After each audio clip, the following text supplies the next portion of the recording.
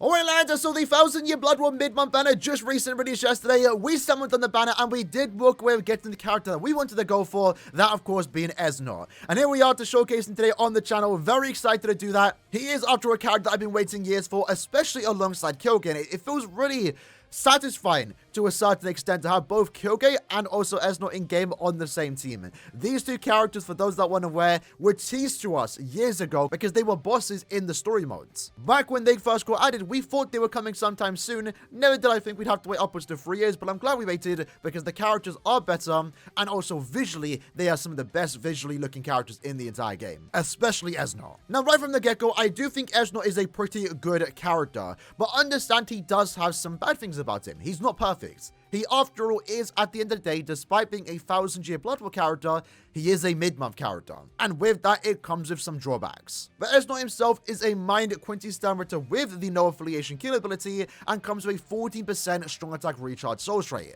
Alongside that, when he is at full stamina, he gets an extra 6% recharge, overall taking his recharge to 20%, the highest in the game. Alongside that, keep in mind he is also an arena character, and at arena level 5, he also then does pick up an extra 7% strong attack recharge.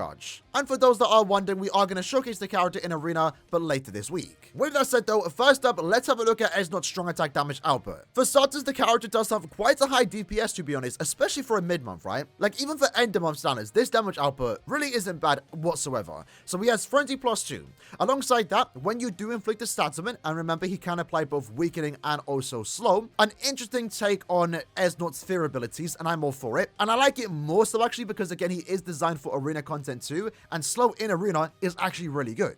It's rare for us to get character with slow nowadays, and that paired with weakening I think is actually quite the powerful combination. But when he does inflict a stat summon, he then gets an 80% stat boost to his spiritual pressure stat. Really good stuff right there. And then alongside that, since he is both applying weakening and also slow, you're then doing 80% more damage to those enemies you do inflict with a stat summon. And remember, weakening itself also does allow you to do 50% more damage. So against enemies that you do inflict a stat summon against, you're essentially doing around 130% more damage. Now, since the character itself wants to stay at full stamina, since you get the extra 6% recharge, he does have an SA2 barrier with the multi-barrier skill, so a 5-hit barrier for himself, a 3-hit barrier for your teammates, and that allows him to have that extra bit of protection. It is also quite cool too because he is using Zenbon Zakura as the barrier, but unfortunately, while it is good for his survivability, it does come at the downside of not inflicting stat summons, and this character, as already demonstrated, wants to inflict stat summons. Alongside that, with no increased chance to do so, you are going to find some inconsistency with his damage output. I don't think it's bad, but it definitely could have been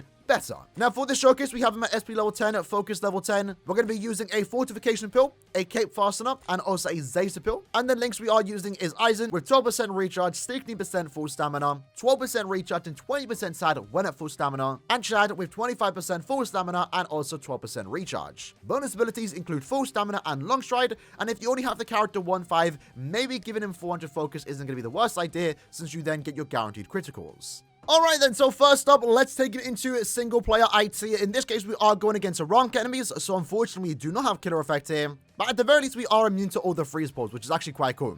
Now, strong attack-wise, I do like his SA1. It's a pushback attack, but it does have quite a few hits to it, and it does, most of the time, actually inflict stat summons, which is what this character wants to do. It's no 3000 length beam, right, but it is a good attack, especially against bosses that can get pushed back. That SA1, if it does get all the hits off, can actually do more damage than a normal beam attack. His SA2 is going to be a barrier.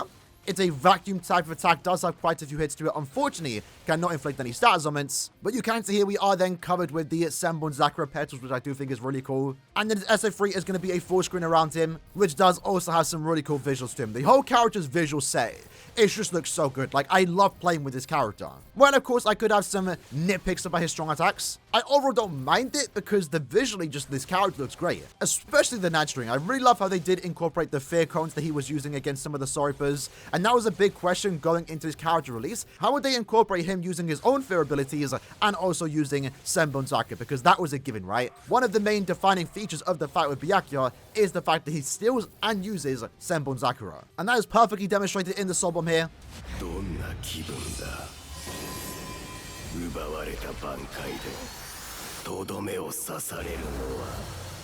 It's such a good looking soul bomb, especially with the voice actor.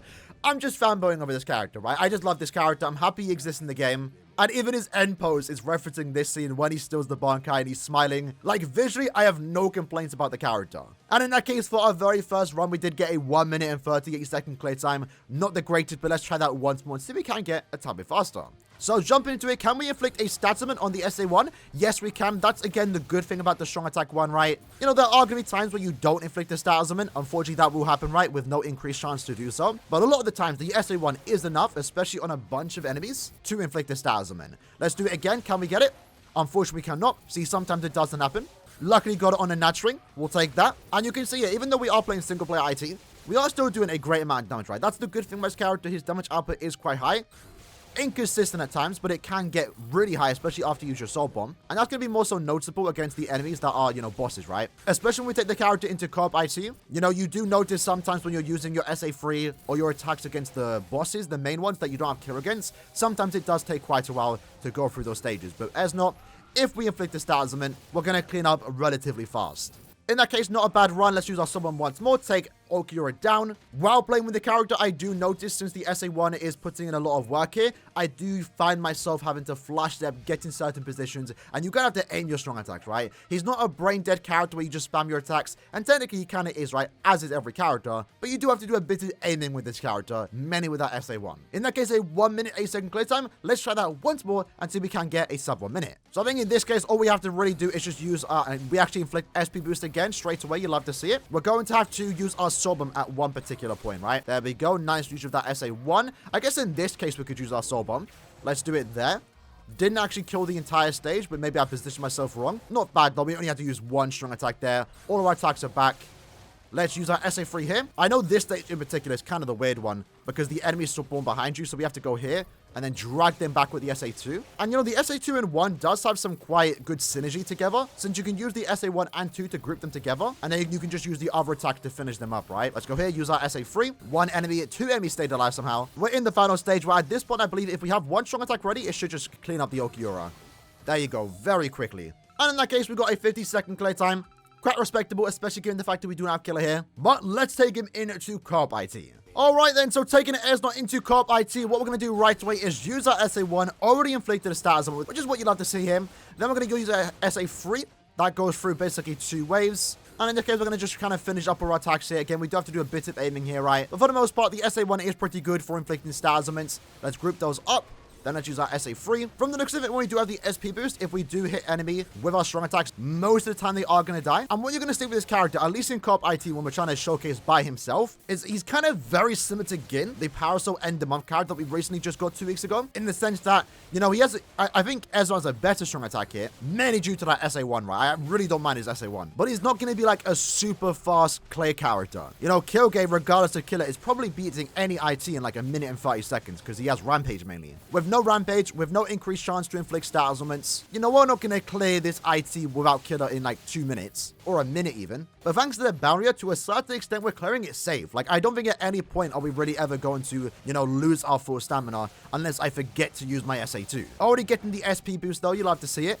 For the most part, we are relatively keeping that SP boost active, which honestly isn't even too bad. Let's use our SA1 again. Group all these up, send them away, and then we can, again, position ourselves to use our SA1. In this case, though, we're not getting the SP boost, as I get the FP boost when I say it.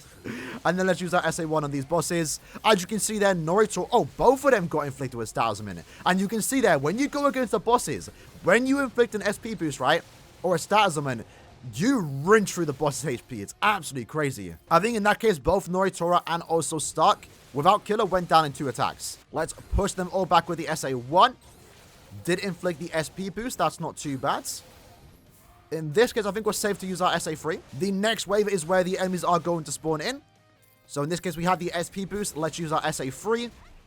As you can see there, we didn't inflict them with a star summon, but we did do a good amount of damage to them, right? Many with that SA3. The SA1, while it's pretty good for that you can push back, enemies like that, the main NPCs, the bosses, you know, it's not going to get every single hit in. But even in that case, against Nelio and also Haribo, when we didn't inflict them with a star summon, it didn't take that many strong attacks to take them down. So let's back up. Let's use our SA2. Let's use our SA1 to try and get the SP boost. We unfortunately didn't get it, but the SA3, it does get it for us, so it's not too bad. Let's push him down with the SA1. Now, I'm pretty sure we can maybe nuke through this stage. might as well use our SA3, then go ahead and do it. Because our Soul Bomb can do a respect amount of damage since we do have the Devastation. Soul Bomb looks absolutely beautiful, right? There we go. And at that point, all the enemies are dead, and it just takes one strong attack to take down the Zapro and also Aaroniero. So in that case, at 2 out of 5, keep that in mind with the guaranteed criticals. I believe we're going to get around a 3-minute clear time. I've been doing some few test runs before the showcase. 3:35. That's kind of in line with Gin. Esnot is more of a character that you can take into IT when he has Killer. When he has Killer, you're probably getting less than 2-minute clear time. You're probably going to clear significantly faster. He's obviously not a character like Kyogre, unfortunately, where Kyogre, you know, regardless of Killer, because Kyogre has the SP boost with the Tracking Vortex and also, most importantly, Rampage, Kyogre can clear IT in like less than 2 minutes time every single time. Esnot, unfortunately, isn't as fast, but let's try that once more this time, as we did very similar to Gin's showcase with 3 other characters in our team. So jumping into our second run, in this case, we have a full group of Balgos. Now, Balgos does have some really good survivability, and I'm hoping to keep them potentially all alive, which hopefully we can do with the barriers that we are providing, right? Let's use our SA1, SA3. Make sure we always use that SA2 when the barrier is active. And as a team, we should be able to get through his quest relatively fast, despite here no one having Killer, right? SA3. I luckily did inflict a statism, and there we go. Good position for our strong attacks, able to go through that pretty big wave of enemies relatively quick. Only having to use 2 strong attacks there. I should keep pushing the enemies back with the SA1. Always good to know where the spawns are, especially when having attacks like Esnot, right? Well, ideally, you do want to push them back into a certain area. Bosses are about to spawn in. Let me use my SA3. We got the SP boost, and they went down super quick. All 3 Balgos are autoing, and thus far, none of them have died.